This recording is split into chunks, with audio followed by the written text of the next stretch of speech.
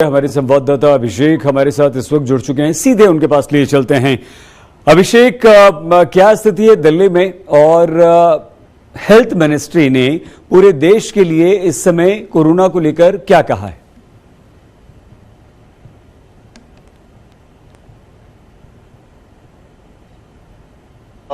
दिन पर दिन बिगड़ती जा रही है। 12 फरवरी को इसके पहले 4,331 कोरोना के एक्टिव केसेस थे। इसके बाद आज करीब 3 महीने के बाद आज फिर से एक बार 4,000 से ऊपर संख्या एक्टिव केसेस की पहुंच चुकी है, जो कि एक चिंता का विषय है। हालांकि मास्क के लिए सरकार की तरफ से, डिजास्टर मैनेजमेंट की तरफ से ये आदेश दिया गया है कि 500 रुपये का चालान होगा अगर भीड़ भाड़ वाली जगहों पे और पब्लिक प्लेसेस पे लोग मास्क पहन के नहीं जाते हैं। लेकिन केसेस की संख्या धीरे धीरे बढ़ती चली जा रही है।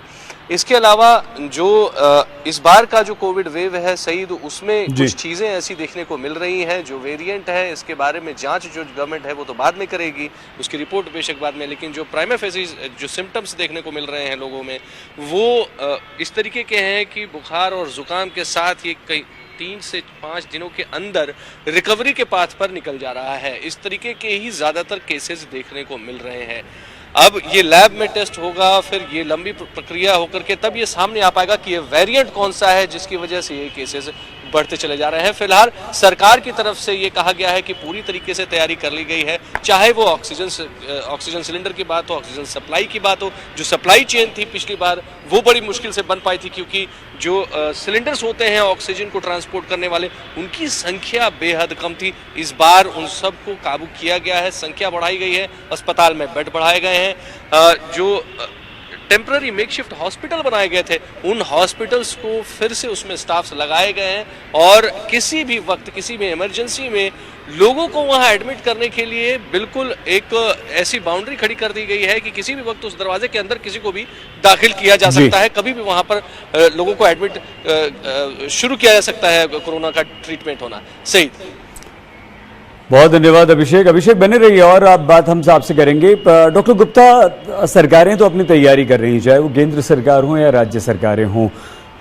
अभी महाराष्ट्र के मंत्री उद्धव ठाकरे के बेटे जब आए प्रेस कॉन्फ्रेंस करने तो मास्क पहन कर आए और उन्होंने कहा कि मैंने तो मास्क पहनना शुरू कर दिया है।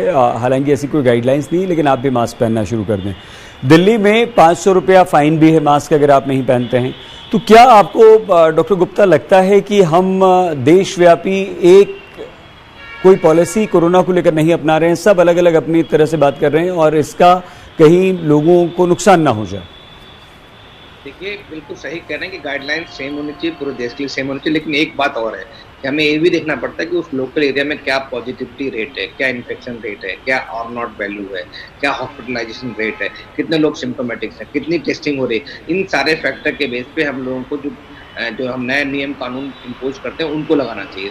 इस समय मैं कहूँगा पैन इंडिया एक चीज़ तो बिल्कुल रिक्वायरमेंट है, बिल्कुल सही जो आप कह रहे हैं कि हमें कोविड एप्रोप्रिएट बिहेवियर्स को पूरे देश में, पूरे भारतवर्ष में इम्प्लीकेट कर देना चाहिए, इम्प्लीमेंट कर देना चाहिए, सो दैट लोग दोबारा इसको, मास्क को, फिजिकल डिस्टेंसिंग को अपनी आदत में डाल दें, न्यू नॉर्मल लाइफ जीना शुरू कर दें। इससे फायदा ये होगा कि सडनली केसेस नहीं बढ़ेंगे, त्राहिमाम की स्थिति नहीं होगी और सरकार को फायदा होगा। सरकार को कंट्रोल करना मुश्किल होगा। इवन हॉस्पिटल्स के लिए सडनली लोड नहीं बढ़ेगा, सिम्टोमेटिक पेशेंट नहीं बढ़ेंगे, लैब्स जो जांच करती हैं उनके पास सडन लोड नहीं बढ़ेगा और टेस्टिंग की संख्या नहीं बढ़ेगी। तो इसलिए धीरे धीरे हम चीज़ों को अगले 2-3 महीने में कंट्रोल करके, और जैसे हमने थर्ड वेव निकली थी ओमिक्रॉन की, उसी तरह इससे भी निकल जाएंगे। अगर सडनली केसेस बढ़ गए, इवन अगर बहुत सीरियस नहीं है तो भी क्या होगा, अगर सीरियस नहीं भी है, पॉजिटिव पेशेंट्स आ रहे हैं तो कुछ परसेंट लोग तो सीरियस होते हैं। जैसे डेथ देखा हमने, 30 डेथ हुई लास्ट 24 घंटे में। इवन ठीक है, आप देखो नए केसेस 2,500 के आसपास आ रहे हैं रोज, दिन से लगभग। पॉजिटिविटी रेट डेली की बात करें तो लगभग 0.84% है, अगर वीकली की बात करें 0.54% है। आर नॉट वैल्यू 1% से ज़्यादा हो गई पिछले 6 महीने में। तो ये नए ऐसे इंडिकेटर्स दिखा रहे हैं कि कहीं ना कहीं हम मुहाने पे खड़े हैं चौथी वेव के, और ये धीरे धीरे बढ़ेगी, नंबर्स बढ़ेंगे।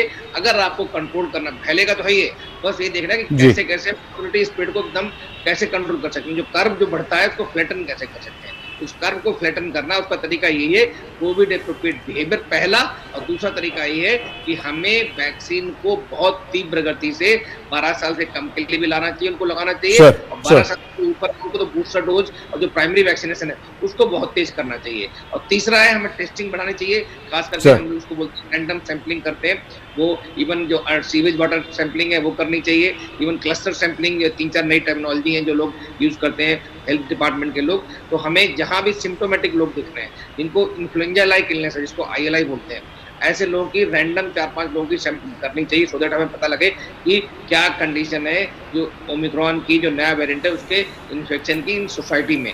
इसके अलावा जो सीवेज वाटर होता है उसमें भी वायरस का आइसोलेट हो रहा नहीं हो रहा, उसकी क्या डेंसिटी है, उससे भी हमें पता लग जाता है कि सोसाइटी में क्या कंसर्न्स है।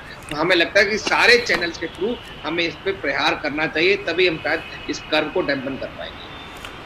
बिल्कुल ठीक, और बहुत धन्यवाद आपका डॉक्टर गुप्ता इस बहुत महत्वपूर्ण जानकारी के लिए, आज तक से जुड़ने के लिए। अभिषेक, आपका भी धन्यवाद। हमारे संवाददाता आज तक के रिपोर्टर अभिषेक आनंद हमारे साथ थे। बहुत धन्यवाद डॉक्टर गुप्ता, अभिषेक।